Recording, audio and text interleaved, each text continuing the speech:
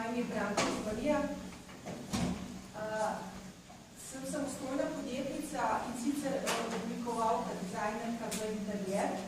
Poleg tega tudi kulturna antropologinja, NLP mojstrica, kariernih osebnostnih coach, pa še kaj. Ampak prvenstveno delujem kot dizajnerka. Imam pač več spletnih strani in delujem trajnostno, razmišljam tako in se nekako skozi svoje delo srečujem s temi okoljskimi izzivi in poskušam delovati tako, da bi moje delo bilo kot odgovor na te izzive. In ko sem se pred leti, 6 letih pisala na študij antropologije, sem vsi sprašvala, kaj pa to gre skupaj, se ti si pa dizajnerka, to pa res ne gre skupaj. Ampak nekako sem čutila, da mi to vleče, da mogoče pa že to bo na nek način prav pršel. In res ne po naključju ali kakorkoli je v svetu se pokazal en izziv, da dizajn sam po sebi nima imena, v redu, estetsko ustvarjamo v redu. Samo da učinkovit dizajn je pa tist, ki na nek način odgovarja na potrebe okolja in časa. In zato so se združili antropologi in arhitekti, oblikovalci in ustvarjajo, se pravi, uspešne projekte, uspešno rešujejo okoljska vprašanja in razna druga.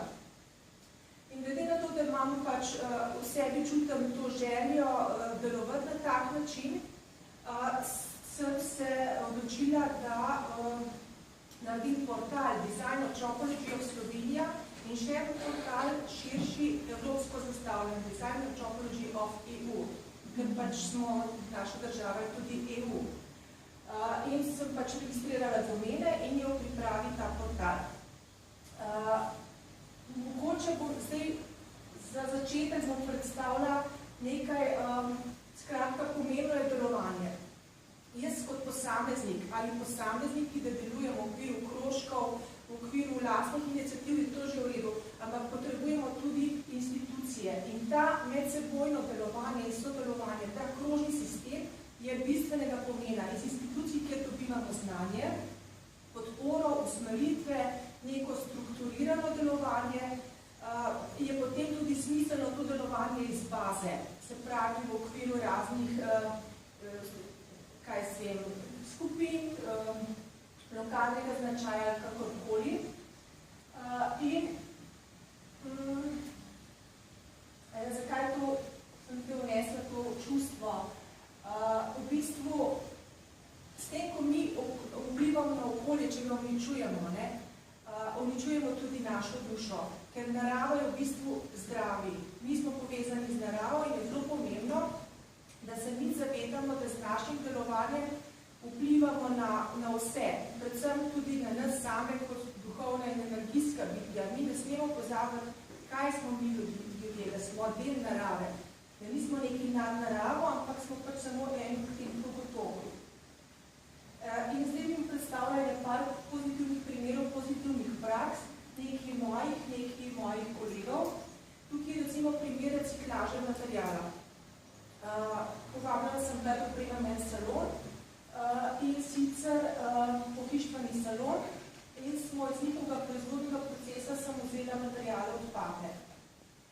Naredila sem predelne panele iz oblake tudi, iz letvic, razstavne panoje, skratka vse materialni strošek opreme je bil nič.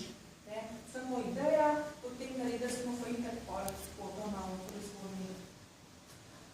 In potem je s tem paneli, se pravi netkana tkanina, ki je reciklirani material in lesene palčke, je nastal blagovna znamka pod imenom Divi Panel in se tudi ustrezno trži, je zaščitena in jo prodaja po spletni trgovini. Naslednji primer je les. Izhajam iz družine z lesno, več generacij z lesom se ukvarjamo in les mi še posebej diši. Mi kot poznata dežela čutim to poklicanost, da vlagam v les.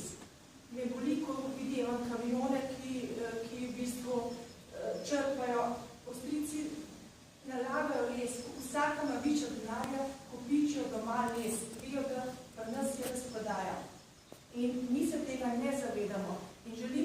v sodelovanju vse strokovnjake, arhitekte, oblikovalce in da gremo v lokalne skupnosti, v ekološko, vsebinsko, kamorkoli, delati produkte z dodano vrednostjo in jih tržiti.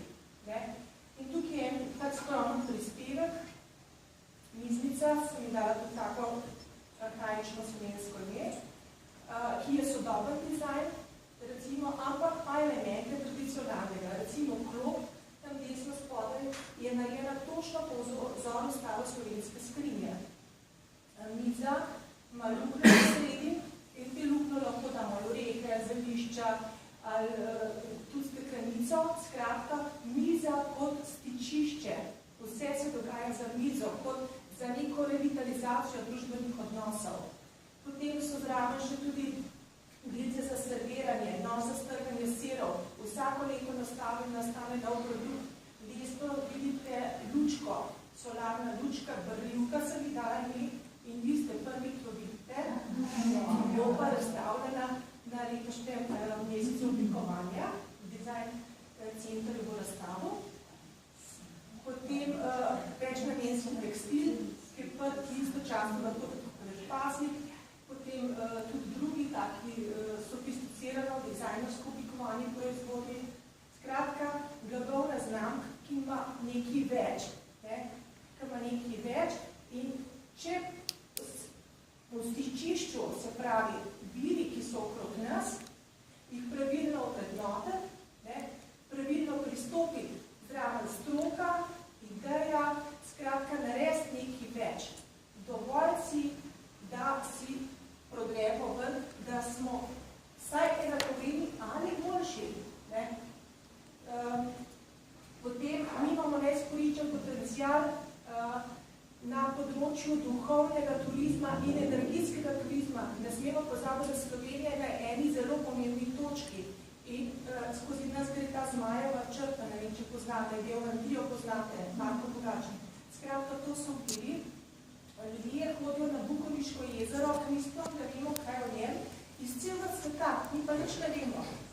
In cerkve so vir, ki so največji kristjanov na svetu, mi pa ne znamo počrpati, nič ne bojo nasnežvali, ne bi v parki tudi po naravo nasnežvali, ampak zakaj ne? To je zdraviliški turizem.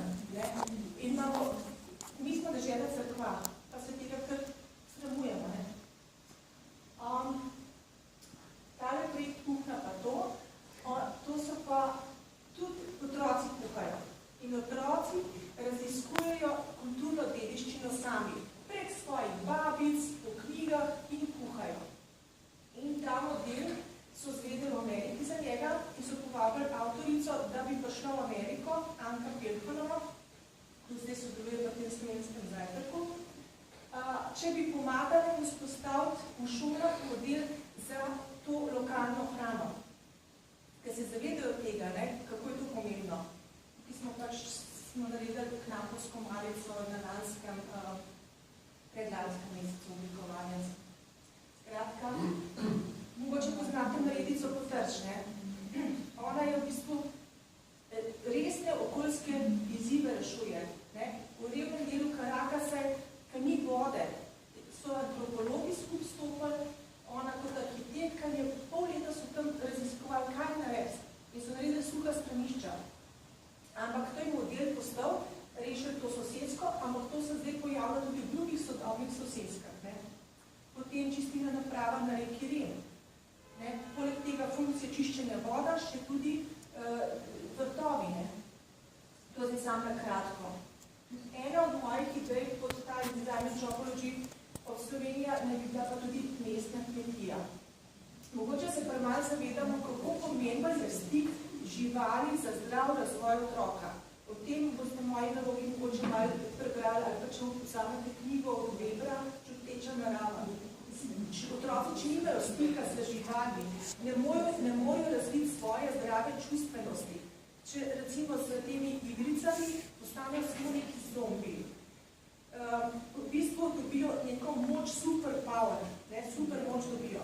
Če je otrok stik v živalmi, dobi spoznanje mejnosti, čutečnosti in mejnosti. In zato je pomembno, da so otroci in tudi odrasli vsi v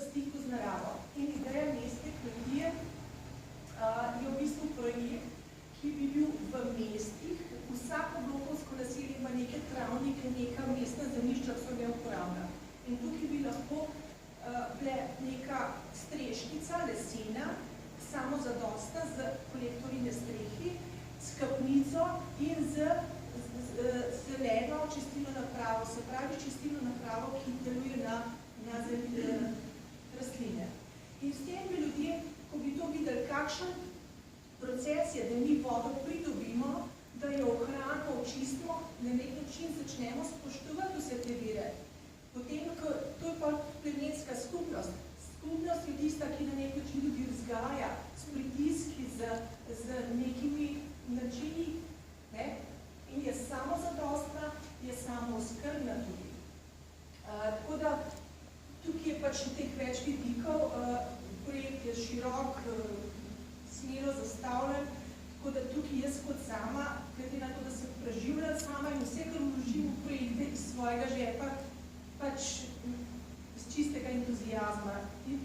Nimam nekakšne podpore nobene inštitucije, ampak vizijo, imam močno vizijo, vem, da je to možno in če stopimo skupaj ta pravi ljudje, ta pravi inštitucije, ustanove je vse možno.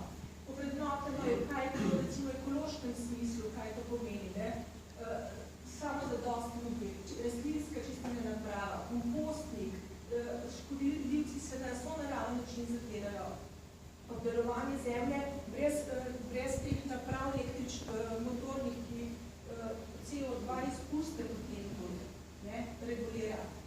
Lokalno predelana hrana, tudi recimo nepotrebni transport, ki ni izpusta. Farma je samozadostna, tudi z elektriko, potem tudi čistilna naprava, recimo, kapnico, ki se vračamo v uporabo, potem tudi skozi širjenje pozitivnih praks, navdih za druge mestne skupnosti, potem živali darujejo gnoj, pa volno, pa kozen lepa in tako naprej, pa tudi izmenjava predmetov se, orodij, strojčkov, oblačil, vse to poteka v tej skupnosti. In vse, ko te videli, kako se spreminjajo stvari, potem, če gremo še na ekonomski sistem, mogoče malo preveč hitim.